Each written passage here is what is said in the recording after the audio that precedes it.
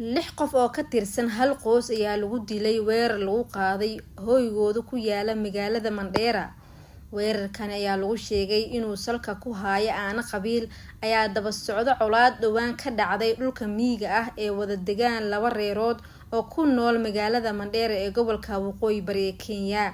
Cabdillaahi Macalin Xasan oo ah walaalka ninka qoyskiisa la laayay ayaa sheegay in xasuuq ba'an loo geystay qoyska walaalkiisa. wuxuuna xaqiijiyay in marka laga yimaado dadka dhintay dhaawacyaduna ay gaarayaan ilaa 4 qof. dadka reer guuraaga bay ahaayeen waxayna haysteen geel iyo ari masaakiin ay ahaayeen ayuu yiri Cabdillaahi oo sheegay in qoyska la laayay ay ahaayeen dad xoolo dhaqato ah. sidoo kale waxa uu sheegay in dhacdadani ay ka horeysay mid kale oo nin lagu dilay. labada dhacdo ayaana la rumaysan yahay in la xiriirto aanooyin qabiil oo mudooyinkii dambe ka taagan dhulka miyiga ee Mandheera.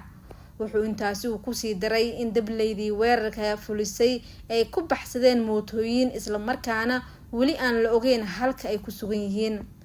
Allah u naxariistay 6 marxuum ayaa si wada jir ah hal meel loogu wada aasay iyadoo dadka dhaawacmayna lagu dabiibayo isbitaalka Mandheera.